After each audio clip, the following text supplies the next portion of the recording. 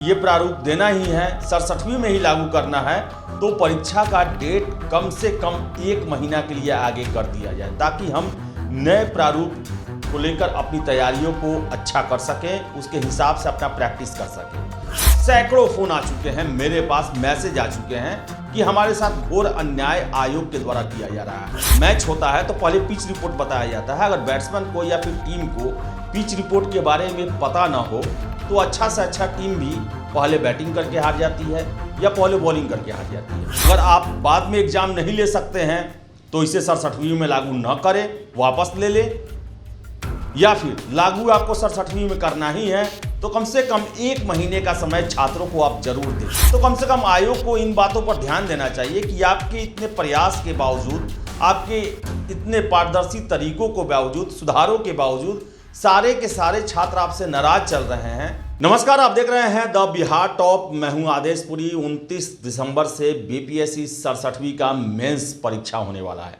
आपको बता दें, काफ़ी विवादित रहा 67वीं परीक्षा। प्रश्न पत्र लीक कर गया सबसे पहले, उसके बाद बताएं कि परसेंटाइल व्यवस्था को लागू किया गया, उसके खिलाफ सब छात्र सड़कों पर उतरे, परीक्षा का डेट बढ़ाने को लेकर उतरे, और जब परीक्षा हो गई, काफ़ी अच्छे से परीक्षा हुई, छात्र काफ़ी संतुष्ट, काफ़ी खुश दिखे बीपीएससी के द्वारा 67वीं पुनर्परीक्षा को लेकर। लेकिन जैसे ही रिजल्ट आया, फिर से छात्रों के मोह भंग आयोग से होने शुरू हो गए। सबसे पहले तो कट ऑफ को देखकर छात्रों की नाराजगी सामने आई। उसके बाद 9 प्रश्नों के उत्तर गलत दिए गए, ऐसा दावा छात्रों के द्वारा किया गया और इसको लेकर ज्ञापन दिया गया। 2 बार धरना प्रदर्शन, पैदल मार्च हो चुका। और आपको बता दें कि आयोग ने 15 रिजल्ट दिए एक्स्ट्रा, और उसके बाद जो है चुप्पी साध ली गई आयोग के द्वारा और मेंस की तैयारी में आयोग लग गया। आपको बताएं कि 9 दिसंबर को देर रात बीपीएससी के द्वारा 67वीं मेंस से संबंधित एक प्रश्न प्रारूप वेबसाइट पर जारी किया गया। इसमें बताया गया कि हम विभिन्न विषयों में समरूपता लाने के लिए प्रश्नों का जो पैटर्न है वो एक करने जा रहे हैं। उसके लिए 3 कैटेगरी किया गया।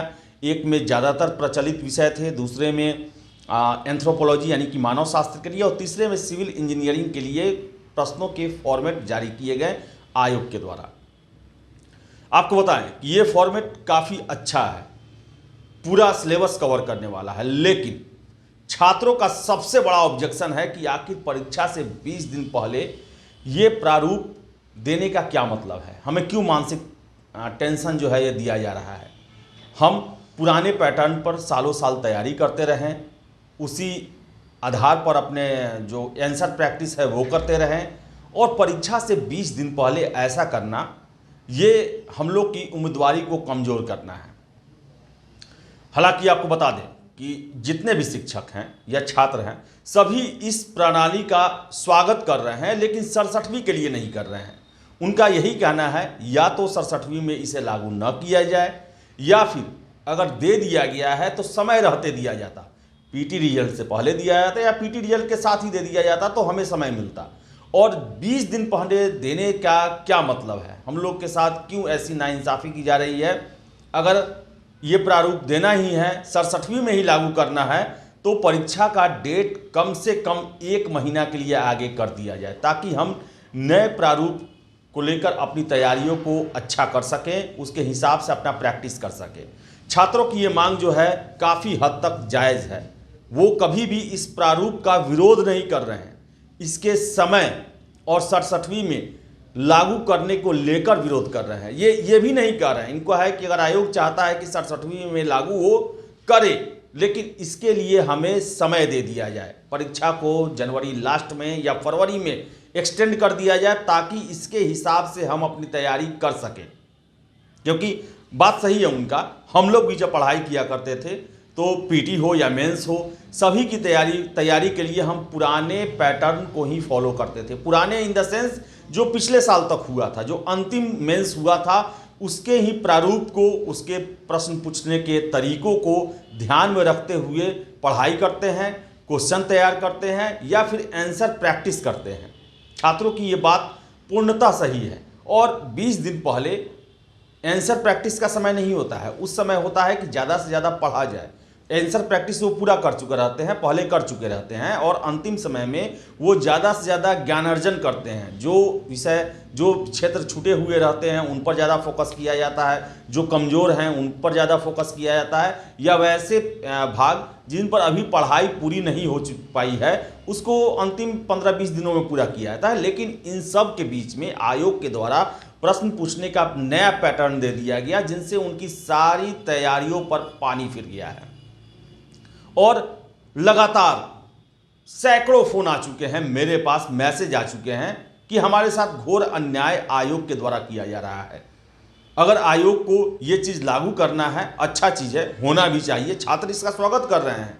उनका यही कहना है कि दो ही चीज़ किया जाए, या तो 67वीं में इसे लागू न किया जाए, पुराने ही फॉर्मेट पर लिया जाए परीक्षा, या फिर लिया जाता है तो हमें इसके लिए समय दिया जाए कि कम से कम हम 15-20 दिन इस आधार पर आंसर प्रैक्टिस कर सके, वरना हमारा सारा परफॉर्मेंस धरा का धरा रह जाएगा।